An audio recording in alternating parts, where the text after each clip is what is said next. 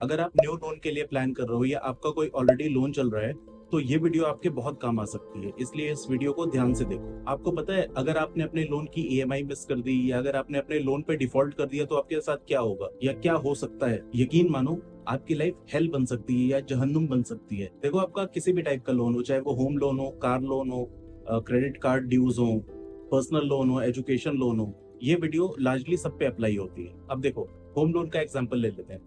Let's say for example आपको home loan चाहिए, आपने किसी बैंक में होम लोन के लिए अप्लाई किया। अब आपका क्रेडिट स्कोर या सिविल स्कोर काफी अच्छा है, प्लस आपकी इनकम वगैरह भी काफी अच्छी है, तो बैंक बहुत ही इजीली आपको लोन दे देगा। ऑफ कोर्स आपकी डिटेल्स वगैरह वेरीफाई करेगा, बट आपको रिलेटिवली काफी इजीली मिल जाएगा लोन। अगर क्रेडिट स्कोर में प्रॉब्लम है या फिर इनकम बहुत ज्यादा हाई नहीं है तो बैंक आपको इजीली लोन नहीं देगा। हो सकता है आपको उसके साथ बैंक किसी को को गारंटर बनाने को बोले, यानी कोई और आपके लोन अग्रीमेंट पे साइन करके आपके साथ को बोरोवर बन जाए या कोई गारंटर बन जाए जो आपके लोन की गारंटी ले। या फिर बैंक आपको ये बोल सकती है कि आपकी कोई ऑलरेडी जो प्रॉपर्टी आप उसको एज अ कोलेटरल प्लेज कर दो बैंक के पास, यानी गिरवी रख दो, तो उस केस में ये लोन सिक्योर्ड लोन हो जाएगा और फिर इजीली सैंक्शन हो जाएगा। अब देखो, बैंक ने आपको होम लोन दे दिया, आपकी फिक्स्ड ईएमआई बन गई कि हर महीने की आपको इतनी पेमेंट करनी है इतनी तारीख को, राइट। अब क्या होता है कि आपकी ईएमआई चल रही है, आप अपनी पेमेंट कर रहे हो।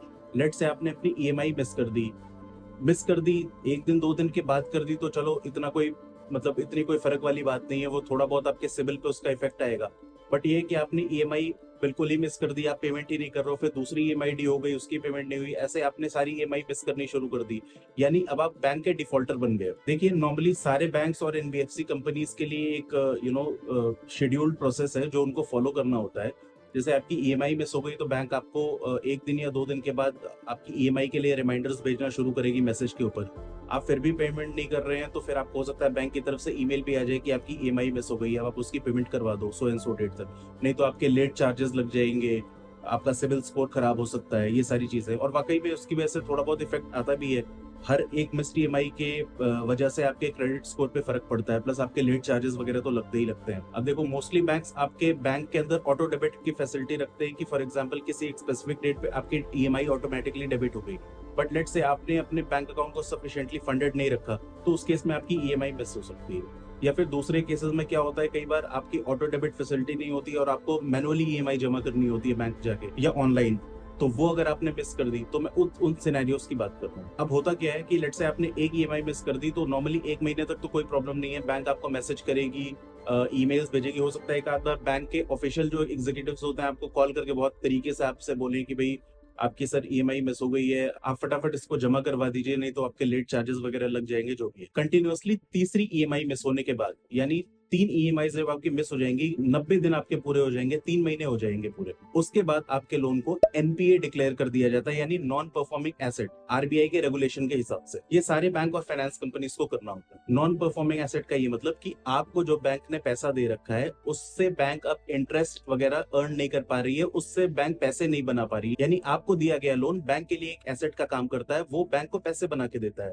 तो वो एसेट परफॉर्म नहीं कर रहा है, यानी वो बैंक को ना प्रिंसिपल की रीपेमेंट हो रही है ना इंटरेस्ट की रीपेमेंट हो रही है, क्योंकि आप ईएमआई जब बैंक को देते हो तो उसके अंदर आपके जो लोन अमाउंट है उसका पार्शियल प्रिंसिपल और पार्शियल इंटरेस्ट दोनों इंक्लूडेड होता है। तो बैंक अल्टीमेटली अब आपसे वो पैसे रिकवर नहीं कर पा रही है, इसलिए वो नॉन परफॉर्मिंग एसेट की कैटेगरी में चला जाता है और यहाँ से आपकी परेशानियां काफी बढ़ने लगती हैं। अब देखो, एनपीए के बाद का प्रोसेस मैं आपको बहुत ही ब्रीफली समझाता हूँ। 90 दिन हो गए, यानी 3 ईएमआई आपने मिस कर दी, बैंक आपको कंटिन्यूसली मैसेज पे रिमाइंडर्स वगैरह भेजेगा। एनपीए डिक्लेयर करने के बाद वो जो कॉल्स होती हैं बैंक की तरफ से वो तो आएंगी आएंगी, प्लस उसके साथ बैंक किसी रिकवरी एजेंसी को हायर कर लेगी आपके इस लोन को रिकवर करने के लिए। अब ये जो रिकवरी एजेंसी वाले हैं ये हाथ धो के आपके पीछे पड़ जाएंगे, आपको इतने कॉल्स करना शुरू कर देंगे, इतने कॉल्स मतलब दिन के 200 300 400 कॉल्स आएंगे सुबह से लेके शाम तक, रात तक, और टाइमिंग पे भी कॉल्स आते हैं इनके। और फोन पे शुरू में एक बार दो बार आपसे ढंग से बात करेंगे, उसके बाद ये बदतमीजी पे आ जाते हैं, बहुत ही गलत तरीके से आपसे बातचीत करते हैं, गालियां देते हैं,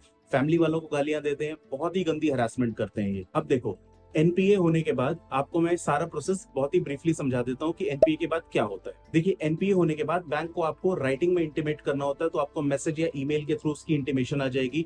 आपके वहां हो सकता है बैंक एक रजिस्टर्ड लेटर के थ्रू भी ये इंटीमेट कर दे। साथ में बैंक आपसे फोन कॉल वगैरह के ऊपर फॉलो अप करेगी पेमेंट वगैरह के लिए। अगर उसमें स्टिपुलेटेड टाइम के अंदर आपने पेमेंट नहीं करी तो फिर बैंक लीगल एक्शन भी आपके अगेंस्ट ले सकती है, यानी वो कोर्ट में भी जा सकती है आपकी इस लोन की रिकवरी के लिए। लीगल एक्शन के अंदर बैंक बेसिकली आपको पहले एक अपने लॉयर के थ्रू एक नॉर्मली लेटर भिजवाती है कि भाई आप सो एंड सो डेट तक पेमेंट करवा दीजिए, हमने आपको इतने सारे रिमाइंडर्स दिए हैं, उसके बाद भी आपने कोई पेमेंट नहीं कराई, ना कुछ एक्नॉलेज किया, ना हमें कोई कम्युनिकेशन भेजी है। सो आपके पास अगले 15 दिन या 20 दिन या 30 दिन का टाइम है, आप इस सो एंड सो डेट तक पेमेंट करवा दो। अगर आप नहीं करवाते हो तो फिर हम लीगल एक्शन लेंगे। और लेट से उस डेट तक भी आपने उसको एक्नॉलेज या रेस्पॉन्ड नहीं किया, उसमें आपने बैंक को अपने रीजंस वगैरह लिख के उनके साथ फर्दर डिस्कशन वगैरह कुछ नहीं करी, तो फिर बैंक आपको लीगल नोटिस भेज सकती है। उसमें बेसिकली ये होता है कि बैंक कोर्ट में अपने लॉयर के थ्रू केस कर देती है, और फिर वो जो लीगल नोटिस होगा उसमें आपको प्रॉपरली लिखा होगा कि आपको सो एंड सो डेट को सो एंड सो कोर्ट में सो एंड सो लोकेशन पे प्रेजेंट होना है, और वहां पे अपीयर होने के बाद कोर्ट की प्रोसीडिंग्स होंगी। अगर आप उसमें अपीयर नहीं होते हो तो फिर आपके अगेंस्ट लीगल केस उनका और स्ट्रॉन्ग बन जाएगा, और आपको पोटेंशियली बहुत बड़ी प्रॉब्लम में फंसना पड़ सकता है। ये सबसे ज्यादा अनसिक्योर्ड लोन के केस में होता है, जहाँ पे कोलैटरल्स वगैरह प्लेज ना हो। जहाँ पे कोई कोलैटरल आपने प्लेज किया हुआ है या कुछ गिरवी रखा हुआ है, तो बैंक क्या कर सकती है, आपको इंटीमेशन दे सकती है कि भाई आपने सो एंड सो डेट तक अगर पेमेंट नहीं करी तो हम आपकी इस एसेट को लिक्विडेट कर लेंगे, हम उसको टेक ओवर कर लेंगे, और लिक्विडेट करके उसको सेल ऑफ करके जो भी लोन की रिकवरी हम उससे कर लेंगे, और जो भी एडिशनल पैसे बचेंगे वो बैंक को टेक्निकली वापस करना होता है। और लेट से वो बेचने के बाद जो आपका एसेट आपने प्लेज किया हुआ है, वो बेचने के बाद जो लोन की भरपाई होती है वो भी अगर सफिशिएंट नहीं है लोन अमाउंट को कवर करने के लिए, तो बैलेंस अमाउंट के लिए फिर बैंक कोर्ट जा सकती है। ऐसे कोलैटरल्स को बैंक सरफेसी एक्ट के हिसाब से बेचती है, क्योंकि उस एक्ट के हिसाब से लॉ बैंक्स को राइट देता है आपके एसेट को सेल करके रिकवरी करने के लिए। तो लेट से होम लोन के केस में लेट से आपने कोई लैंड प्लेज किया हुआ है, या लेट से आपका कोई कार लोन चल रहा है, तो उसमें जो आपकी जो व्हीकल है वो बैंक को हाइपोथिकेटेड होती है, तो बैंक उस व्हीकल को टो करवा सकती है, उसको सेल ऑफ कर सकती है। और भी किसी टाइप का अगर आपने एसेट बैंक को प्लेज किया हुआ है तो सबके ऊपर ये एक्शन ले सकती है बैंक। हाँ, आपके पास इसमें ऑप्शन है, लेट से अगर आप इस केस को कंटेस्ट करना चाहते हो तो एक इसके लिए डेडिकेटेड डेट रिकवरी ट्रिब्यूनल्स होते हैं। वहां पे आप जाके ऐसे केसेस को कंटेस्ट कर सकते हो कि भाई आपके हिसाब से ये चीजें सही नहीं है, आपके कुछ और फैक्ट्स है, तो वहां आप जाके काउंटर केस फाइल करके इस केस को लड़ सकते हो। तो ये मैंने आपको बता दिया कि लोन के डिफॉल्ट होने के बाद बैंक्स को नॉर्मली क्या प्रोसेस फॉलो करना चाहिए जो प्रेस्क्राइब्ड है। लेकिन साहब यहाँ प्रोसेस की पड़ी किसको है, बैंक्स इतने सीधे तरीके से थोड़ी काम करती हैं। देखिए प्रैक्टिकली सारी तो नहीं, लेकिन मोस्ट बैंक्स आपके पीछे हाथ धो के पड़ जाती हैं। सबसे पहली चीज कि कॉल्स तो आपको बैंक की तरफ से आएंगे, मेल्स और मैसेजेस तो कंटिन्यूअसली आएंगे, दिन में 4 बार 5 बार आएंगे। प्लस आपका केस जो रिकवरी एजेंसी है उसको वो लोग दे देते हैं, और वो जो उनके रिकवरी एजेंट्स होते हैं दे आर लिटरली गून्स। वो इतनी शुरू में तो 1 बार 2 बार आपसे ढंग से बात करेंगे, उसके बाद वो बदतमीजी पे उतर आते हैं।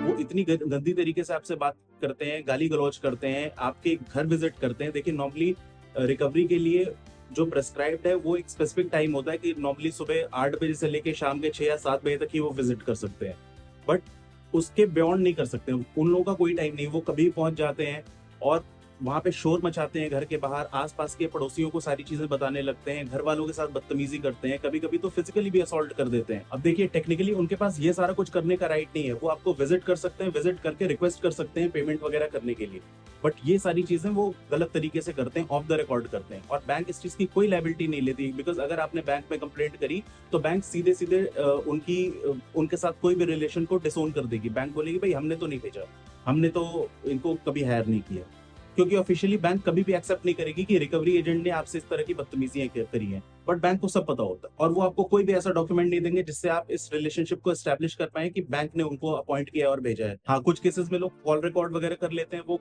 कुछ हद तक काम आ जाती हैं, बट बहुत स्ट्रॉन्ग एविडेंस वो भी नहीं माना जाता। अगर आपके लोन के साथ कोई को बोरोवर है या किसी ने आपके बैंक पे एज अ विटनेस गारंटी ली है, तो ये जो रिकवरी एजेंट्स होते हैं ये उनको भी फोन करके परेशान करना शुरू कर देते हैं, उनके साथ भी बदतमीजी करने लग जाते हैं, और अल्टीमेटली फिर इनडायरेक्ट प्रेशर आप पे आने लग जाएगा, क्योंकि सामने वाला फिर आपको बार बार फोन करेगा, वो आपको अच्छा नहीं लगेगा, आप भी एक सोशल प्रेशर में आ जाओगे। ये आपके पड़ोसियों के सामने भी शोर वगैरह मचाते हैं आप पे सोशल प्रेशर डालने के लिए, जिससे आपकी बदनामी हो और आप प्रेशर में आके कहीं से पैसे अरेंज करके इनकी पेमेंट करो। साथ में ये आपके सोशल मीडिया के ऊपर भी लिखने लग जाते हैं, आपको टैग करके आपके पोस्ट के ऊपर कमेंट करने लग जाते हैं कि भाई इस पर्सन ने ऐसे ऐसे इस बैंक से लोन लिया हुआ है और हमारी पेमेंट नहीं कर रहा है। आपके जितने टाइप के सोशल मीडिया हैंडल्स है, जहां जहां पॉसिबल है वहां हर जगह गंदगी मचानी शुरू कर देते हैं ये लोग। कई बार तो आपको FIR वगैरह की धमकी देते हैं।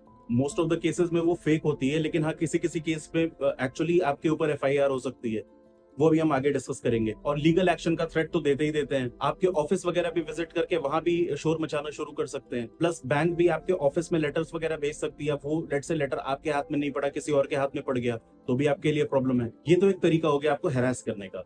दूसरा, बैंक क्या करती है कि जो सिविल है, एक्सपीरियन है, या और भी जो क्रेडिट एजेंसीज हैं, उनमें आपके केस को एज अ डिफॉल्टर रिपोर्ट करना शुरू कर देती हैं, तो आपका ये क्रेडिट स्कोर बहुत तेजी से डाउन जाने लग जाता है। तो सिविल स्कोर डाउन होने की वजह से आपको आगे लोन्स वगैरह मिलने में बहुत सारी प्रॉब्लम हो सकती है, क्योंकि आप किसी भी बैंक में अप्लाई करोगे तो वो बैंक पहले सिविल को या ऐसी क्रेडिट एजेंसीज को अप्रोच करके आपकी पूरी क्रेडिट हिस्ट्री चेक करती हैं, आपका स्कोर चेक करती हैं, उसके बाद ही आपको लोन सैंक्शन करती हैं, चाहे वो कोई भी बैंक। तीसरी एक और चीज बैंक करती है कि आपके और जो बैंक में पैसे पड़े हुए हैं सेविंग्स अकाउंट के अंदर या फिक्स डिपॉजिट के अंदर, उनको बैंक लियन मार्क कर देती है, यानी उनको ब्लॉक कर देती है। और लेट से आपने अगर पेमेंट नहीं करी तो वहां से भी पैसे वो बैंक उठा के ऑफसेट कर देती है आपके जो पेंडिंग लोन है उसकी तरफ। इनफैक्ट बैंक तो कई बार आपके दूसरे बैंक के अंदर भी अगर बैंक अकाउंट है तो उसको भी फ्रीज करवा लेती है और वहां से भी रिकवरी वगैरह चार्ज कर लेती है। तो इसमें आप क्या कर सकते हैं ताकि इन सब चीजों का इफेक्ट मिनिमाइज हो? देखिए, हम दो पॉइंट्स के ऊपर बात करेंगे। एक तो ये है कि लोन लेने से पहले आपको क्या करना चाहिए, आप क्या कर सकते हैं, और दूसरा, लोन लेने के बाद अगर डिफॉल्ट हो जाता है तो आपके पास क्या ऑप्शन है और आपको क्या करना चाहिए। पहले हम बात करते हैं लोन लेने से पहले आप क्या क्या कर सकते हैं, या कुछ कॉमन मिस्टेक्स हैं जो आपको अवॉइड करनी चाहिए। पहले तो हम कुछ जनरल मिस्टेक्स देख लेते हैं जो आप अवॉइड करोगे तो आपके लिए लोन सस्ता भी पड़ेगा, आपको इजीली मिल भी जाएगा और आपको बहुत ज्यादा प्रॉब्लम नहीं होगी। तो वो कुछ 4-5 पॉइंट है, उसको फटाफट पहले कवर कर लेते हैं, फिर अपने वाले टॉपिक को डिटेल में डिस्कस करेंगे। पहले तो ये है कि जब भी आप लोन वगैरह लेने जाओगे, स्पेशली होम लोन, तो वहां पे क्या है, आपकी बैंक बोलेगी कि आप इसके अगेंस्ट एक लोन इंश्योरेंस ले लो उनसे। उसका पर्पस बेसिकली ये होता है कि बैंक कहती है कि लेट से गॉड फॉरबिड आपको कुछ हो जाता है तो उस केस में बैंक के लोन की भरपाई कौन करेगा। तो अगर वो इंश्योरेंस रहेगी तो इंश्योरेंस कंपनी बैंक के लोन को पे ऑफ कर देगी। बट होता क्या है, उस इंश्योरेंस के लिए जो पैसे लगते हैं, जो प्रीमियम चार्ज होता है, वो काफी एक्सपेंसिव होता है। और बैंक नॉर्मली क्या करती है, वो कहती है हम आपको सहूलियत देते हैं, हम आपके इस लोन अमाउंट के अंदर ही इसको ऐड कर देंगे। अब नॉर्मली क्या होता है, आपके लोन अमाउंट में वो पैसे तो ऐड हो गए, लेकिन उस पैसे को बैंक स्प्लिट कर देती है ओवरऑल आपके टेन्योर के लिए। लेट से आपने 20 साल के लिए होम लोन लिया है, तो वो उस आपके ओवरऑल प्रिंसिपल के साथ मिलके प्रिंसिपल का एक हिस्सा बन जाएगा और वो 20 सालों के लिए स्प्रेड हो जाएगा और आप सालों तक उस अमाउंट के ऊपर भी इंटरेस्ट पे करते रहोगे। तो आपके लोन थोड़ा सा एक्सपेंसिव पड़ेगा। और उसके बाद लेट से अगर लोन कंप्लीट हो जाता है तो वो इंश्योरेंस भी उसी टाइम बंद हो जाएगा। तो उसका एक बेटर ऑल्टरनेटिव ये है कि ये लेना कंपलसरी नहीं होता। हालांकि बैंक आपको प्रेशराइज करती है, लेकिन आप बैंक को क्लियरली बता सकते हो कि आप इसके लिए नहीं जाओगे। इनफैक्ट उसकी जगह आप एक टर्म लाइफ इंश्योरेंस अपने लिए ले सकते हो, उससे कम प्रीमियम में आपको मिल जाएगी टर्म लाइफ इंश्योरेंस, और वो आपके लिए एक्चुअली एक रियल इंश्योरेंस का काम करेगी। लेट से अगर आपको कुछ हो जाता है तो आपकी फैमिली को इंश्योरेंस के पैसे मिल जाएंगे। अब वो पैसे आपके बैंक को भी पे किए जा सकते हैं। तो आप अपनी बैंक को बोल सकते हो कि आपके पास ऑलरेडी टर्म इंश्योरेंस प्लान है, अगर नहीं है तो आप ले सकते हो, और वो लेके उसकी पॉलिसी की एक कॉपी उनको एज एन एविडेंस प्रोवाइड कर सकते हो। तो वहां पे आपके काफी पैसे बचेंगे। दूसरा ये है कि लोग जनरली अपनी ईएमआई कम करवाने के लिए बहुत लंबे टेन्योर के लिए अपने लोन को एक्सटेंड कर लेते हैं। तो लेट से 10 साल के लोन को लोग 15 साल के लिए एक्सटेंड करवा लेते हैं, क्योंकि उनके हो सकता है महीने के 5-6 हजार रुपए बच रहे हो। तो अगर आपके पास महीने में बहुत ज्यादा कैश क्रंच नहीं है और आप वो अफोर्ड कर सकते हो, तो आप कोशिश कीजिए कि अपने टेन्योर को कम से कम रखिए, क्योंकि आप उससे अपने इंटरेस्ट के लाखों रुपए बचा पाओगे। तीसरी चीज, लोन के लिए अप्लाई करने से पहले आप चेक कर लो कि आपका क्रेडिट स्कोर है भी या नहीं है। लेट से आपने इससे पहले कभी लोन नहीं लिया है तो आपका कोई क्रेडिट स्कोर नहीं होगा, मतलब आपने कभी लोन नहीं लिया, आपके पास कोई क्रेडिट कार्ड वगैरह कुछ भी नहीं है, राइट, तो आपका कोई क्रेडिट स्कोर नहीं होगा। तो ऐसे केस में ऑल्दो आपने कभी लोन नहीं लिया, आपका क्रेडिट स्कोर है ही नहीं, तो बैंक किस बेसिस पे असेस करेगी कि आपकी क्रेडिट रीपेमेंट हिस्ट्री कैसी है। तो क्रेडिट स्कोर होना जरूरी है लोन अवेल करने के लिए। तो अगर आपके पास क्रेडिट स्कोर नहीं है तो बेटर ये है कि आप एक एफडी करवा के, आजकल लगभग सारी बैंक्स आपको एफडी बैक क्रेडिट कार्ड्स देती हैं, 10-20 हजार 50 हजार रुपए की आप एफडी करवा दो, उसके अगेंस्ट आपको एक इंस्टेंट क्रेडिट कार्ड मिल जाएगा। आप 3 महीने से लेके 6 महीने के पीरियड तक उसको यूज करो। बैंक्स उसके ऊपर आपकी एक क्रेडिट प्रोफाइल बना के उसको रिपोर्ट करना मंथली स्टार्ट कर देंगी क्रेडिट एजेंसी को। आपके 3 से लेके 6 महीने के अंदर आपका एक अच्छा क्रेडिट स्कोर आ जाएगा, प्रोवाइडेड आप जो क्रेडिट यूटिलाइजेशन है वो ओवरऑल आपकी जो क्रेडिट कार्ड की लिमिट है उसके 40% के अंदर रखिए महीने की, और हर महीने ड्यू डेट से पहले पेमेंट कीजिए। उससे आपका जबरदस्त क्रेडिट स्कोर बन जाएगा। और अगर आपका क्रेडिट स्कोर ऑलरेडी है तो आप ये इंश्योर कीजिए कि वो 650-700 से ऊपर हो। उसमें क्या होता है, बैंक्स आपको इजिली लोन दे देती है। अगर आपका क्रेडिट स्कोर कम होगा तो फिर वही है, बैंक हो सकता है आपसे कोलैटरल मांगे या फिर को गारंटर मांगे, कोई विटनेस मांगे, ये सारी प्रॉब्लम आपको हो सकती है। साथ में अच्छी खासी इनकम के सारे प्रूफ्स मांगे और हो सकता है उसके बाद भी आपका लोन रिजेक्ट हो जाए। और फिर आप क्या करोगे, उस बैंक को छोड़ के किसी और बैंक में अप्लाई करोगे। तो आप जितनी बैंक्स के अंदर ऐसी क्रेडिट इंक्वायरी करोगे, लोन के लिए अप्लाई करोगे, हर बैंक आपका क्रेडिट स्कोर जरूर चेक करेगी। हर एक बार क्रेडिट स्कोर चेक करने पे भी आपका क्रेडिट स्कोर कम होता है, तो अल्टीमेटली आपका ओवरऑल आपकी जो क्रेडिट वर्दीनेस है वो कम होती जाएगी। तो बेटर ये है कि आप पहले अपना अच्छा सा क्रेडिट स्कोर मेंटेन कर लो, नहीं है तो अच्छा बना लो, उसके बाद लोन के लिए अप्लाई करो। चौथी चीज, हम जब लोन लेने वाले होते हैं तो हम लोन के लिए बहुत ज्यादा डेस्परेट होते हैं। हम बस ये चाहते हैं कि भाई गाड़ी लेनी है, जल्दी से लोन सैंक्शन हो जाए, फटाफट गाड़ी आ जाए, या घर लेना है, जल्दी से लोन आ जाए, फटाफट घर खरीद लेता हूँ। नॉर्मली क्या होता है, बैंक्स कई बार इसी डेस्परेशन का फायदा उठाती हैं। उनको पता है कि आप डेस्परेट हैं, आपको जल्दी से जल्दी लोन चाहिए और उसके लिए आप कुछ भी करने को तैयार हैं। तो आप जो बैंक के साथ अग्रीमेंट कर रहे हैं, जो डॉक्यूमेंट आप साइन कर रहे हैं, वो एक लीगल डॉक्यूमेंट है which can be enforced eight court of law. तो बेसिकली आपको वो सारी उसके अंदर लिखी हुई टर्म्स एंड कंडीशन को अच्छे से पढ़ना है, समझना है। अगर आप उनमें से किसी भी टर्म्स एंड कंडीशन के साथ सहमत नहीं है तो बैंक से बात कीजिए, उसको वेव ऑफ करवाइए या उसको कैंसिल करवाइए या मॉडिफाई करवाइए। हाँ, बैंक्स हो सकता है स्टार्टिंग में थोड़े नखरे करें, बट ये है कि अगर वो कन्विंस्ड है, आपका क्रेडिट स्कोर अच्छा है, आपकी इनकम वगैरह अच्छी है, एंड दे आर कन्विंस्ड कि आप लोन के लिए अच्छे से एलिजिबल हो, तो बैंक को ही पता है एंड ऑफ द डे वो लोन बैंक को भी अच्छा पैसा बना के देगा। तो उनको भी आपको वो लोन देने की बहुत ज्यादा जरूरत है, तो बैंक कई बार मान जाती है आपकी बात। इसके लिए आप 1 घंटे 2 घंटे 1 दिन का टाइम लो, अच्छे से डॉक्यूमेंट को पढ़ो। कहीं कोई चीज नहीं समझ में आ रही है, क्लैरिटी नहीं है, बैंक से डिस्कस करके राइटिंग में वो चीज उनसे आप लो। वर्बल डिस्कशंस के ऊपर आप मत करो, क्योंकि कल क्रेडिट में अगर कोई मैटर फंसता है तो बैंक के एम्प्लॉइज तो हो सकता है मुकर जाए कि भाई हमने तो ऐसा आपको कुछ कमिट किया नहीं था। तो आप बैंक की ऑफिशियल आईडी से या उनके लेटर हेड के ऊपर ऑफिशियली साइन स्टैंप करवा के वो लिखवा के आप उनसे लो, कहीं भी अगर आपको कोई क्लैरिटी चाहिए तो। पांचवी चीज, देखिए कई बार लोग लोन लेते टाइम सफिशिएंट डाउन पेमेंट नहीं करते हैं। लोग कोशिश करते हैं कि बहुत छोटी सी डाउन पेमेंट कर दें और बाकी सारी की सारी अमाउंट लोन करवा लें। मेरे हिसाब से आप जितनी डाउन पेमेंट कर पाए, आप मैक्सिमम डाउन पेमेंट करने की कोशिश कीजिए, क्योंकि देखिए लोन की अमाउंट जितनी कम रहेगी आप उतना कम इंटरेस्ट पे करेंगे। कोशिश कीजिए कोई भी लोन लेते टाइम अगर आपकी पॉकेट सपोर्ट करे तो 20 से लेके 40% तक आप डाउन पेमेंट कीजिए। 6 पॉइंट, आप अपने लोन एग्रीमेंट के अंदर फोरक्लोजर चार्जेस या प्री पेमेंट पेनल्टी अमाउंट जरूर चेक करें। क्या होता है, लेट से आपके पास बाद में बल्क में इकट्ठे ही कहीं से पैसे आ गए और आप चाहते हो कि आप फर्दर आपको इंटरेस्ट वगैरह पे नहीं करना है, आप अपने लोन को क्लोज करना चाहते हो कि भाई सारे पैसे आ गए, पे करके बैंक का लोन क्लोज करवा देता हूँ। तो कई बार क्या होता है, बैंक आपसे फोरक्लोजर चार्जेस या प्री पेमेंट पेनल्टी चार्ज करती है, तो वो आप चेक कीजिए। अगर वो वेव ऑफ हो सकता है तो बैंक से नेगोशिएट कर लीजिए, अगर वेव ऑफ नहीं हो सकता है तो उसको कम से कम करवा लीजिए। कंसर्न ये है कि आपकी जितनी प्री पेमेंट पेनल्टी है वो आपको पता होना चाहिए। 7 पॉइंट, आपको 2 से 3 महीने की ईएमआई रिजर्व में रखनी चाहिए। अगर बिल्कुल ही नहीं पॉसिबल हो पा रहा है तो एटलीस्ट 1 महीने की तो मेंटेन कीजिए, और अगर पॉसिबल है तो 2 से 3 महीने की ईएमआई अपने एक सेपरेट अकाउंट में रिजर्व रखें, सो दैट लेट्स से कभी आपकी पेमेंट टाइमली आई नहीं आई तो आपकी ईएमआई मिस ना हो। कई बार क्या होता है कि लेट्स से आपकी पेमेंट टाइमली आई नहीं आई, 1 या 2 महीने के लिए कोई फाइनेंशियल इमरजेंसी आ गई जिधर आपको अपने पैसे डाइवर्ट करने पड़ गए, तो उससे क्या होगा कि एटलीस्ट आपकी ईएमआई चलती रहेगी ऑन टाइम और आपका क्रेडिट स्कोर पे कोई इंपैक्ट नहीं आएगा। अब ये तो हो गए कुछ जेनरिक पॉइंट्स जिसकी सावधानी आपको बरतनी चाहिए। अब आइए कुछ की पॉइंट्स और डिस्कस करते हैं जिससे आप बैंक की हरासमेंट से बच सकते हैं। देखिए इसमें सबसे पहले तो बात करते हैं गारंटर की। अब गारंटर के लिए लेट्स से अगर आपका क्रेडिट स्कोर काफी अच्छा है, इनकम वगैरह भी काफी अच्छी है, तो नॉर्मली बैंक गारंटर नहीं, आपको गारंटर वगैरह नहीं मांगती या विटनेस वगैरह नहीं मांगती है। आप बैंक से कोशिश कीजिए नेगोशिएट करने के लिए, अगर वो मान जाते हैं तो बहुत अच्छी बात है।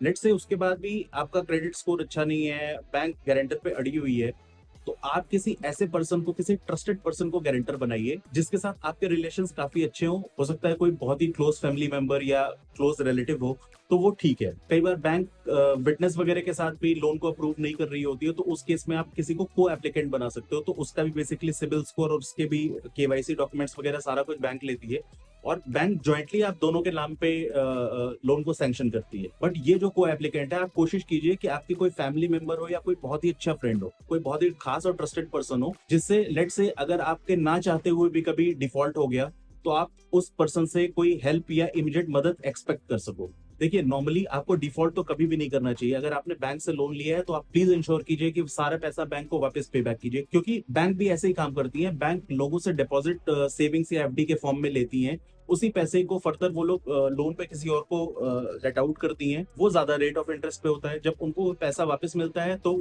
उसमें से वो कुछ इंटरेस्ट अपना जो सेविंग्स अकाउंट या एफडी वाला उनका डिपॉजिटर है उसको पास ऑन करती है। बैलेंस बैंक का प्रॉफिट होता है, जिससे बैंक के एम्प्लॉयज की सैलरी, बैंक के ऑपरेटिंग एक्सपेंसेस और बैंक का प्रॉफिट निकलता है। ये उनका बिजनेस मॉडल होता है।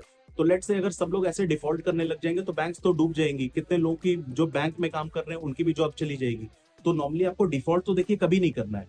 मैं उस सिनेरियो की बात बता रहा हूँ कि कई बार सिचुएशन बियॉन्ड योर कंट्रोल हो जाती है, ना चाहते हुए भी आप किसी ऐसी सिचुएशन में चले जाते हैं कि बड़ी मजबूरी हो जाती है आपकी डिफॉल्ट करना। मैं उस केस की बात कर रहा हूँ। तो कहने का ये मतलब है कि आप वो एप्लीकेंट या जो आपका विटनेस वगैरह है वो बहुत ही ट्रस्टेड पर्सन को बनाइए। अगर जरूरत पड़ती है तो, या अगर बिना उसके लोन आपका अप्रूव हो जाता है तो नथिंग लाइक इट। देखिए साथ में आपको रिलेशनशिप बेस्ड बैंकिंग को भी अवॉइड करना चाहिए। लेट से मेरा एक कोई रिलेटिव, मेरे कोई फूफा जी, ताऊ जी या कोई रिलेटिव किसी बैंक में एम्प्लॉयड है, तो कई बार क्या होता है, नॉर्मली इंडिया में हम देखते हैं कि लोग उनके रेफरेंस के थ्रू या उनके कॉन्टैक्ट्स के थ्रू लोन वगैरह सैंक्शन करवा लेते हैं। बट ये है कि कल की डेट में अगर आपको किसी फाइनेंशियल प्रॉब्लम में आप लैंड अप हो गए, आप पेमेंट नहीं कर पा रहे हो, तो अल्टीमेटली क्या होगा कि भाई उनके पास भी वो मैसेज जाएगा, उनको भी कहीं ना कहीं इंटरनली बोला जाएगा कि भाई आपके रेफरेंस पे था, या ये है कि उनके नजरों में भी ये चीजें चली जाएंगी। तो हो सकता है आपको सोशली एक एक एक सोशल प्रेशर आप फील करो, हो सकता है आपको बेइज्जती फील हो सकती है। तो इसलिए कोशिश कीजिए कि रिलेशनशिप बेस्ड बैंकिंग ना करें। अपने फाइनेंशियल्स को स्ट्रॉन्ग कीजिए, अपना क्रेडिट स्कोर स्ट्रॉन्ग कीजिए, उसके बाद लोन के लिए अप्लाई कीजिए। मेरे हिसाब से आपका लोन बिना किसी हैसल के अप्रूव हो जाना चाहिए। दूसरी चीज आप ये कर सकते हैं कि आप बेसिकली ये जो बैंकिंग और ट्रांजैक्शन रिलेटेड चीजें, इनके लिए आप एक सेपरेट नंबर रखिए। उसका मैं आपको आइडिया समझाता हूँ क्या है। वो आपका सेपरेट नंबर, आजकल नॉर्मली देखिए सबके पास जो स्मार्टफोन्स होते हैं उसमें कई सारे मल्टीपल सिम, कम से कम 2 सिम तो लगते ही लगते हैं। तो आप इसके लिए एक सेपरेट सिम ले लीजिए, सेपरेट नंबर ले लीजिए। वही नंबर आप अपने आधार पे भी अपडेट करवा दीजिए, पैन पे भी अपडेट करवा दीजिए, राइट। आपके 1 2 3 जितने भी बैंक अकाउंट्स हैं उन सब में वही आप नंबर रजिस्टर करवा दीजिए। ऑफिशियली रजिस्टर्ड नंबर वही होना चाहिए। लोन वगैरह के लिए आप जहां अप्लाई कर रहे हैं वहां पे भी वही नंबर होना चाहिए, राइट। देखिए उससे होगा क्या, अब मैंने आपको जैसे पहले बताया कि भाई अगर वर्स्ट केस सिनेरियो में आपका डिफॉल्ट हो जाता है और आप किसी फाइनेंशियल ट्रबल में हो, तो रिकवरी का एक प्रोसेस होता है जो बैंक को फॉलो करना होता है। आपसे बड़े तरीके से बात करना होता है, शेड्यूल्ड आवर्स के बीच में ही विजिट हो सकती है, राइट। किसी फैमिली मेंबर को या किसी और आपके रिलेटिव को कोई थ्रेटन नहीं कर सकता। बट प्रैक्टिकली ये सारी चीजें होती नहीं है। प्रैक्टिकली तो जितनी गंदगी कर सकते हैं ये लोग उतनी करते हैं, रिकवरी एजेंट्स वगैरह जो होते हैं। तो बेसिकली ये है कि अगर आपके पास एक सेपरेट नंबर है तो उस नंबर को, अगर आपको बहुत ज्यादा हैरेसमेंट हो रही है, तो एटलीस्ट आप अपने वर्क टाइम में, जब आप कोई अपना ऑफिस का कोई कोर वर्क कर रहे हो या आप कोई इंपॉर्टेंट काम कर रहे हो, उस टाइम आप उनसे डिस्टर्ब नहीं होना चाहते हो, तो उस नंबर को आप बंद करके रख सकते हो। अब देखिए मैं ये नहीं कह रहा कि उस नंबर को स्विच ऑफ करके आप बिल्कुल गायब हो जाओ, ऐसा नहीं करना है। हाँ, डिफॉल्ट के केस में आपको बैंक से रेगुलरली कम्युनिकेट करना है। फोन आए पहले एक बार, जब तक आपसे कोई बदतमीजी नहीं करता है आपको फोन पे अच्छे से बात करनी है, उनको आप अपनी प्रॉब्लम समझा सकते हैं, राइट। कई बार बैंक उसके लिए आपको ब्रांच में बुलाते हैं कि आइए बैठ के इसका कोई मिडवे सॉल्यूशन निकालते हैं। बैंक लेट से आपकी हाइपोथेटिकली लेट से आपके 5 लाख रुपए का लोन है, कई बार हो सकता है बैंक आपको सेटलमेंट ऑफर दे कि भाई ठीक है आप नहीं कर पा रहे हैं, आप एक काम करते हैं, लोन को हम सेटल कर लेते हैं, हम 3 लाख रुपए में सेटल कर लेते हैं या 2.5 लाख रुपए में सेटल कर लेते हैं।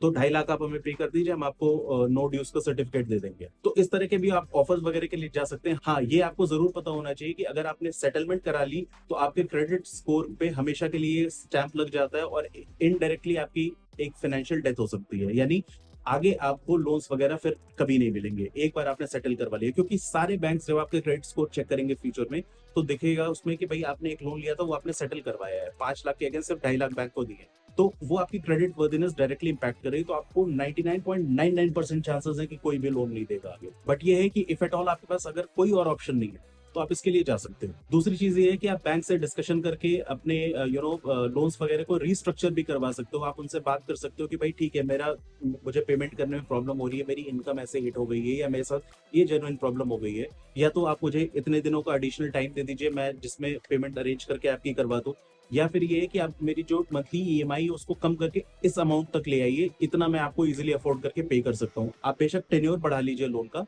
बट ये है कि मेरी ईएमआई कम कर दीजिए। तो उसमें भी हो सकता है आपको हेल्प मिल जाए। उसको एसेट रीस्ट्रक्चरिंग बोलते हैं या लोन रीस्ट्रक्चरिंग बोलते हैं। तो बैंक्स कई बार ऐसे भी हेल्प कर देते हैं। तो कहने का ये मतलब है कि बैंक से आपको ऐसे भागना नहीं है, बैंक से आपको बात करनी है। लेट से आपके साथ जब कोई एजेंट या कोई ऐसी बदतमीजी कर रहे हैं तो आप उनको वार्निंग देके उनको अवॉइड कर सकते हैं। ऐसे केस, या आप जो आपके कोर वर्किंग आवर्स हैं उनमें अगर कंटिन्यूअसली वो आपको डिस्टर्ब कर रहे हैं तो आप अपना नंबर वगैरह बंद करके रख सकते हो। अदरवाइज आपको बैंक के साथ रेगुलरली कम्युनिकेट करना है। कोशिश कीजिए कि फोन के साथ साथ बैंक के साथ राइटिंग में कम्युनिकेट कीजिए। आप अपनी जो भी चीजें बैंक को आप राइटिंग में बताइए, सो दैट आपके पास सारे कम्युनिकेशन का एविडेंस हो। वो एक लेटर के फॉर्म में हो सकता है। अगर आप बैंक को कोई राइटिंग में लेटर देते हैं तो उसको एक्नॉलेज जरूर करवाइए बैंक से, स्टैम्प करवा के, साइन करवा के। या फिर बैंक को आप ईमेल के थ्रू कर सकते हैं। ऑफिशियली उनकी जो ईमेल आईडी है उसके ऊपर आप राइटिंग में डाल सकते हैं, सो दैट आपके पास ऑन रिकॉर्ड सारी चीजें हो। तीसरी चीज ये है कि आप आपके सोशल मीडिया और बैंक के बीच में कभी कोई कनेक्शन नहीं बनाना। अगर आप ऑफलाइन लोन के लिए अप्लाई वगैरह कर रहे हैं और आपका जो बैंक का रिप्रेजेंटेटिव है वो आपसे फेसबुक, इंस्टाग्राम या आपके किसी भी सोशल मीडिया का जो है हैंडल मांगता है, आईडी मांगता है, कुछ भी मांगता है, आप बिल्कुल प्रोवाइड मत करवाइए। यूजर नेम वगैरह कुछ देने की जरूरत नहीं है। अगर आपसे वो पूछता भी आप कौन कौन से प्लेटफॉर्म पे, आप बिल्कुल मना कर दीजिए। आप उस बारे में कोई भी इन्फॉर्मेशन मत दीजिए। इनफैक्ट आपके जो भी सोशल मीडिया हैंडल्स है उनके अंदर आप सेटिंग जाके कर दीजिए कि कोई भी आपके फ्रेंड सर्कल से बाहर का इंसान आपके पोस्ट पे कमेंट नहीं कर सकता, आपकी फ्रेंड लिस्ट एक्सेस नहीं कर सकता। इन अ नटशेल आप अपने प्रोफाइल को लॉक लगा के रखिए। आजकल तो ऐप बेस्ड लोन वगैरह भी काफी आ गए। एक तो वो चाइनीज ऐप्स हैं जिनमें आप 5,000 10,000 रुपए के लोन के लिए आप अप्लाई करते हो, आपको 10-15 दिनों का टाइम मिलता है। वो बिल्कुल मत कीजिए। उनमें से अधिकतर स्कैम्स होते हैं और वो बेसिकली आपको ऐप के अंदर ही तब तक लोन सैंक्शन नहीं करेंगे जब तक आप अपनी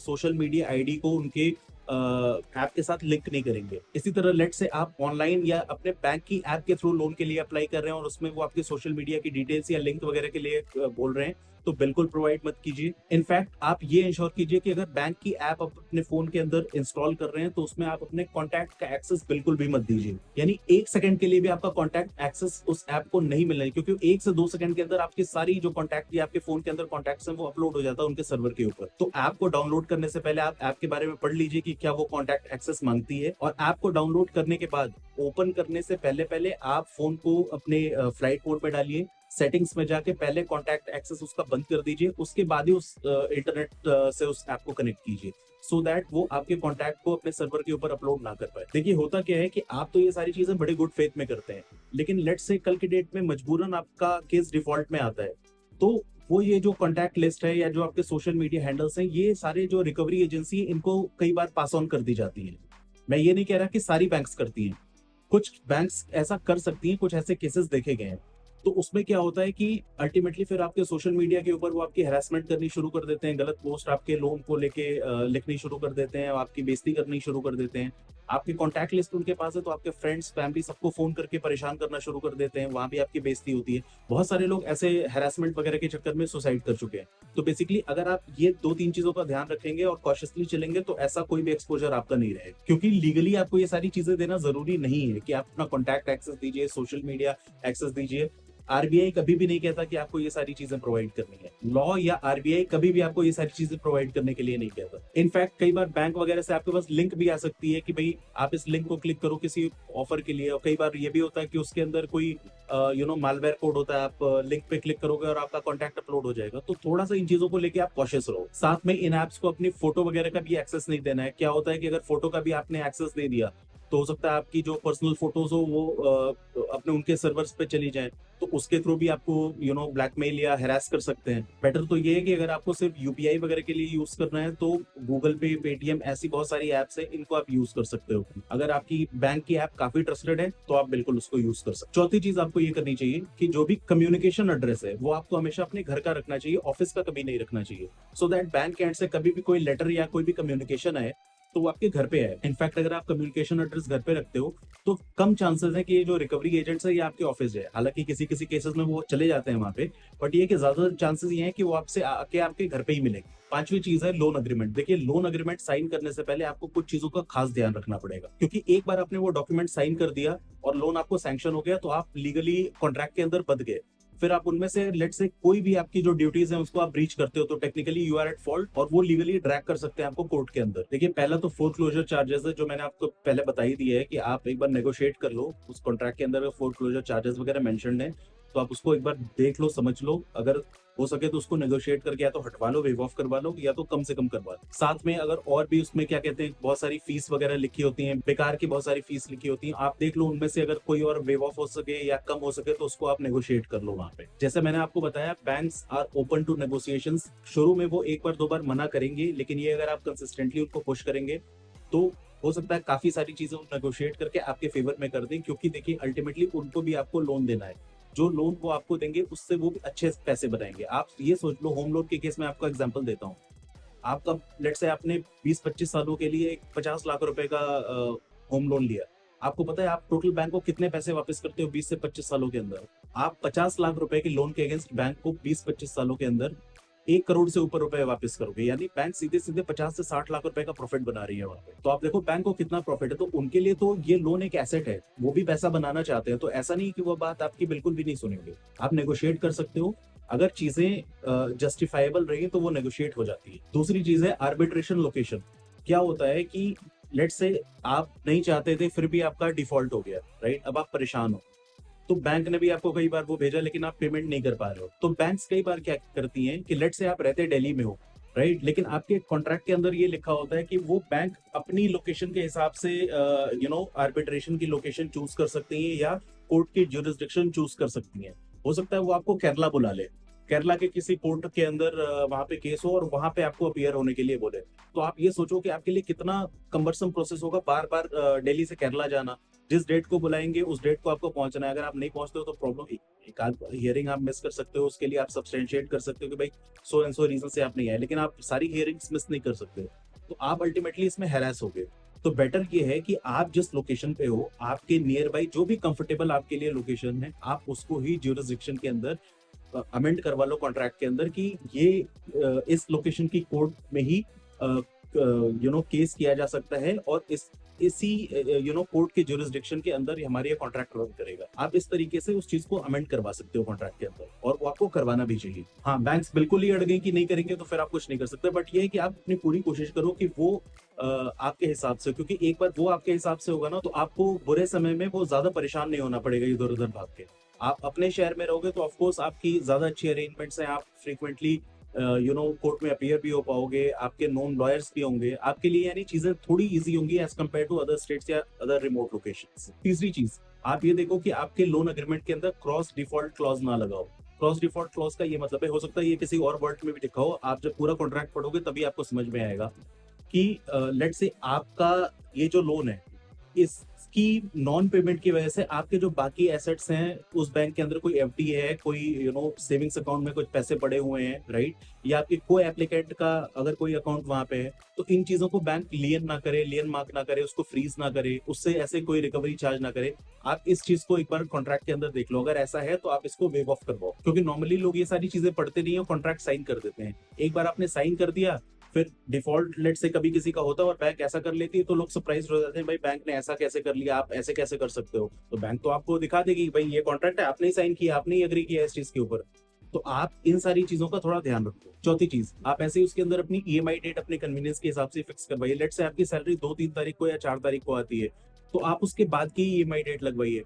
किसी किसी की सैलरी लेट से 30th या 31st तक क्रेडिट हो जाती है, तो उसमें अगर फर्स्ट या सेकंड की ईएमआई डेट होगी तो वो चलेगा। लेकिन अगर आपकी सैलरी आती ही 1-2-3 तारीख को है तो एटलीस्ट 5 तारीख से पहले की ईएमआई नहीं लगनी चाहिए, सो दैट आपके डिफॉल्ट या ईएमआई मिस करने के चांसेस मिनिमाइज हो सके। तो आप अपने बैंक को रीजन दे सकते हो कि आपकी salary so and so date को क्रेडिट होती है, तो इसलिए आप ये डेट फिक्स कर दीजिए ईएमआई की। और साथ में अगर आप 2-3 ईएमआई का रिजर्व रख रहे हो तब तो अच्छी बात है, तो उस केस में अगर किसी और डेट की भी ईएमआई होगी तो वो एटलीस्ट आप मैनेज कर पाओगे। बट ये कि आपको आइडली ये ध्यान रखना चाहिए कि सैलरी क्रेडिट होने के बाद ही आपकी ईएमआई चार्ज हो। पांचवी और बहुत ही इंपॉर्टेंट चीज, देखिए एक चीज आप समझिए कि लोन के केस में डिफॉल्ट अगर होता है तो वो क्रिमिनल केस डायरेक्टली नहीं होता है, वो एक सिविल का मैटर होता है, यानी दीवानी मुकदमा होता है, वो एक सिविल कोर्ट का मैटर है। तो आपके केस में अगर बैंक कोई लीगल एक्शन लेती है तो वो किसी सिविल कोर्ट में जाएगी, क्रिमिनल कोर्ट में नहीं जाएगी।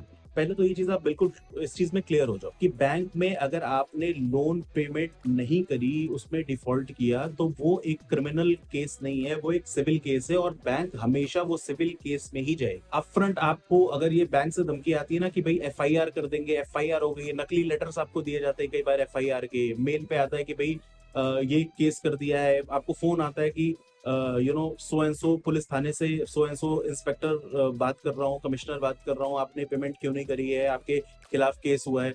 देखिए मैं बता रहा हूँ ये 99% ऑफ द टाइम्स ये कॉल्स होक्स होती हैं, सिर्फ 1% ऑफ द टाइम ट्रू होती है। वो किस केस में होती है मैं बताऊंगा, बट 99% ऑफ द केस में ये होक्स कॉल या फर्जी कॉल होती है। क्योंकि ये सिविल का मैटर है, क्रिमिनल केस हो ही नहीं सकता, डायरेक्टली एफआईआर करवा नहीं सकता कोई आपके अगेंस्ट। तो ऐसी कोई भी कॉल आए या कोई लेटर आए तो आप समझ जाइए, आप अपने बैंक को सीधा अप्रोच कीजिए इसके लिए। और अगर बैंक कंफर्म करती है कि ऐसा कोई लेटर नहीं आया तो आप बिल्कुल पुलिस में जाके, आपके पास राइट है, आप कंप्लेंट कर सकते हैं। इनफैक्ट अगर कोई रिकवरी वाला भी आपसे बदतमीजी कर रहा है, हाथापाई करता है, तो आप बिल्कुल, आपके पास राइट है जाके पुलिस स्टेशन में कंप्लेंट करने के लिए, एफआईआर करने के लिए। साथ में आप अपने बैंक को भी कंप्लेंट कर सकते हैं उसके लिए, राइटिंग में बैंकिंग ओम्बड्समैन को कंप्लेंट कर सकते हैं, या फिर रिजर्व बैंक ऑफ इंडिया को भी आप कंप्लेंट कर सकते हैं, उनकी वेबसाइट पे भी जाकर कर सकते हैं, या उनको ईमेल करके कंप्लेंट कर सकते हैं। उसमें भी आरबीआई स्ट्रिक्ट एक्शन लेती है बैंक्स के अगेंस्ट। अब पांचवा पॉइंट हमारा इसी से रिलेटेड है कि क्रिमिनल केसेस के लिए एफआईआर बैंक कब कर सकती है। देखिए, उनमें जो सबसे ज्यादा प्रोमिनेंट रीजन है वो दो रीजन है। एक तो ये है कि बैंक अगर प्रूव कर दे कि आपने लोन लेने के लिए फ्रॉड किया था, यानी आपने फॉर्ज पेपर सबमिट किए, नकली डॉक्यूमेंट बना के दिए, गलत सारी चीजें दी, तो उस केस में आपने अपना बैंक स्टेटमेंट फॉर्ज कर दिया, गलत इनकम दिखा दी, गलत सैलरी स्लिप दिखा दी, गलत एड्रेस दे दिया, राइट। तो उस टाइम आपने लोन लेने के लिए कोई इंटेंशनल फ्रॉड किया है आपने, तो बैंक उस चीज को एक सब्सटेंस बना के आपके अगेंस्ट एफआईआर कर सकती है, और वो तब क्रिमिनल प्रोसीडिंग होगी, वो क्रिमिनल कोर्ट में वो केस जाएगा। लेट्स से आप एक रेंटेड एड्रेस पे रह रहे थे, उस टाइम आपने सारा कुछ ओरिजिनल अच्छे से डॉक्यूमेंट दिया, सारा कुछ लीगल डॉक्यूमेंट दिया, आपने कोई भी फॉर्जरी नहीं करी, और आपने बैंक से लोन ले लिया। किसी कारणवश साल 2 साल के बाद या कुछ टाइम के बाद आपने एड्रेस अपना चेंज कर दिया, राइट। और उस केस में लेट्स से कोई डिफॉल्ट ऐसा कुछ होता है, तो अल्टीमेटली उसमें बेसिकली ऐसा बैंक ये नहीं दिखा सकती कि आप उस एड्रेस पे नहीं मिले, यानी आपने फ्रॉड कर दिया, क्योंकि लोन लेने के लिए आपने वो फ्रॉड नहीं किया था, आपका ट्रांसफर हो गया किसी और रीजन से, आप काफी बाद में शिफ्ट हो गए वहां से, राइट। तो वो चीज आप कर सकते हो। हाँ, ये है कि आपका कभी भी एड्रेस वगैरह चेंज हो तो आप एटलीस्ट बैंक की जो कस्टमर केयर वाली आईडी होती है, या बैंक की जो भी ऑफिशियल आपके लोन अग्रीमेंट के अंदर आईडी लिखी हुई है, आपके ऐप वगैरह के अंदर जो ऑफिशियल बैंक की आईडी आती है, उस पे आप एक राइटिंग में अपना लोन अकाउंट नंबर या अपना बैंक अकाउंट नंबर, और ये आप इंटीमेट करते हो कि आपका लोन चल रहा है और आपका नया एड्रेस ये है, ये अटैच करके बैंक को राइटिंग में भेज दें, सो दैट आपके पास एक रिकॉर्ड हो। साथ में अगर आप रेंट एग्रीमेंट की कॉपी वगैरह लगा देंगे तो और अच्छी बात। अच्छा, इसी के अंदर दूसरी चीज जो आती है, एक तो ये हो गया जिसमें आपके अगेंस्ट क्रिमिनल केस फाइल किया जा सकता है, एफआईआर हो सकती है कि आपने लोन लेने के लिए गलत डॉक्यूमेंट्स वगैरह का, फ्रॉड का यूज किया है, किसी भी टाइप का फ्रॉड। दूसरी चीज ये है कि नेगोशिएबल इंस्ट्रूमेंट्स एक्ट के अंदर अगर आपका कोई भी क्राइम आता है, तो वहां भी बैंक आपके अगेंस्ट एफआईआर कर सकती है। वो क्या करते हैं कि लोन देते टाइम आपसे पीडीसी ले लेते हैं, पोस्ट डेटेड चेक्स ले लेते हैं। बैंक के जो चेक्स होते हैं वो पोस्ट डेटेड, बाद की किसी डेट की आपसे चेक्स ले लेंगे, 1 2 3 चेक्स आपसे ले लेंगे। अब देखिए, चेक्स नेगोशिएबल इंस्ट्रूमेंट एक्ट के अंदर एक लीगल डॉक्यूमेंट होते हैं, और अगर चेक आपका बाउंस होता है, और ये ईसीएस पे भी अप्लाई होता है, ईसीएस को भी उसके एक्ट के अंदर आज की डेट में डाल दिया गया है। तो लेट्स से आपकी ईसीएस बाउंस होती है, या अगर आपका चेक बाउंस होता है, क्योंकि क्या होता है, क्योंकि आप जब लोन ले रहे होते हो तो आपको ईसीएस मैंडेट पे साइन करना होता है। अगर आप पोस्ट डेटेड चेक नहीं दे रहे हो तो बैंक आपसे ईसीएस मैंडेट पे साइन करवाती है। नॉर्मली जो आपका लोन अग्रीमेंट होता है उसके अंदर ईसीएस का तो क्लॉज लगा होता है, या अलग से एक ईसीएस का मैंडेट होता है इलेक्ट्रॉनिक क्लियरिंग सिस्टम का, उस पर आप साइन करते हो। तो आपको अपने कॉन्ट्रैक्ट से उस पॉइंट को हटाना है, या फिर आपको ये ईसीएस मैंडेट और पोस्ट डेटेड चेक्स बैंक को नहीं देने हैं। हो सकता है बैंक आपको लोन मना कर दे, आप दूसरे बैंक में बेशक अप्रोच कीजिए। आपके पास अगर कोई ऑप्शन नहीं है तो फिर ऑफ कोर्स आप मतलब आपके पास कोई और ऑप्शन नहीं है, आपको ईसीएस साइन करना ही पड़ेगा या टीडीसीज देने ही पड़ेंगे।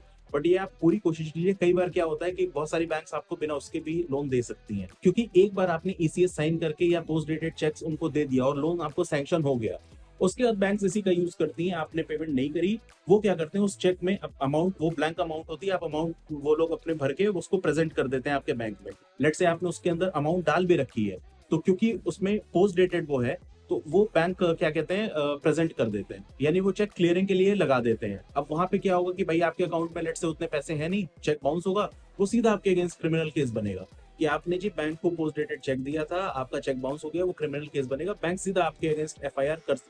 अच्छा, इसमें क्या होता है, जरूरी नहीं बैंक कर ही देगी, वो आपको धमकी भी दे सकते हैं और एफआईआर कर भी सकते हैं, वो उनके डिस्क्रिप्शन के ऊपर है। जरूरी नहीं है हर केस में एफआईआर ही हो, बट हाँ टेक्निकली उनका वहां पे राइट आ जाता है।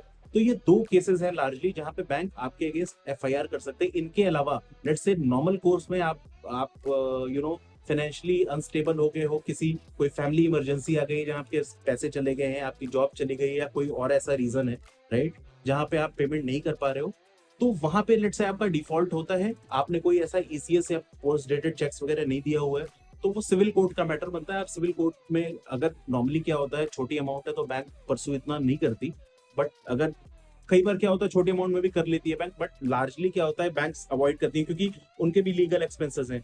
कई बार क्या होता है लोन अमाउंट बहुत कम है, उनको लगता है उससे ज्यादा उनका लीगल खर्चा आ जाएगा, तो बैंक्स छोड़ देती हैं। बट ये है कि कुछ बैंक्स होती हैं छोटी अमाउंट पे भी आपके पीछे आ जाएंगी।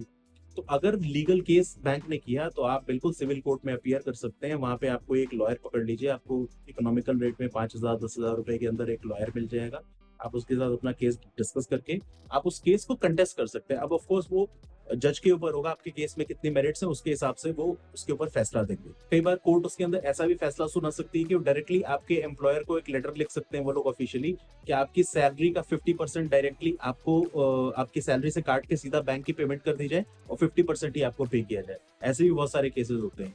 तो एक बार आप अपना अग्रीमेंट वगैरह अच्छे से पढ़ लेना कि आपके लोन अग्रीमेंट के अंदर क्या क्या चीजें लिखी हुई हैं। उनमें से लेट से कुछ चीजें आपको नहीं समझ में आ रही हैं, आप बिल्कुल अपने बैंक को रीच आउट कीजिए, कोशिश कीजिए उसमें से जितनी चीजें आपके फेवर में हो सके आप उसको करवा लीजिए। तो आपको उस लोन अग्रीमेंट को साइन करने से पहले इन चीजों का ध्यान रखना चाहिए। मेरे हिसाब से अगर आप इन कुछ चीजों का ध्यान रखेंगे तो अगर कोई बुरा टाइम आता भी है, लेट से आप ना चाहते हुए भी किसी फाइनेंशियल डिस्ट्रेस में चले जाते हैं, तो आपको ये चीजें काफी हेल्प करेंगी। बट हाँ, इंटेंशनली कभी आपको बैंक के पैसे पे डिफॉल्ट नहीं करना चाहिए। आपने जितने पैसे बैंक से लिए आपको ईमानदारी से उतने पैसे बैंक को पे बैक करने चाहिए। तो दोस्तों ये थी आज की वीडियो। आई एम श्योर आपको वीडियो पसंद आई होगी। अगर वीडियो पसंद आई है तो चैनल को सब्सक्राइब कीजिए, वीडियो को लाइक कीजिए और शेयर कीजिए। और आई एम श्योर अगर आपको ये वीडियो पसंद आई है तो आपको हमारी दूसरी वीडियो जो स्क्रीन पे दिख रही है जरूर पसंद आएगी, उसको भी चेकआउट कीजिए। मैं मिलता हूँ नेक्स्ट वीक आपसे एक नई वीडियो में, तब तक के लिए बाय बाय, जय हिंद।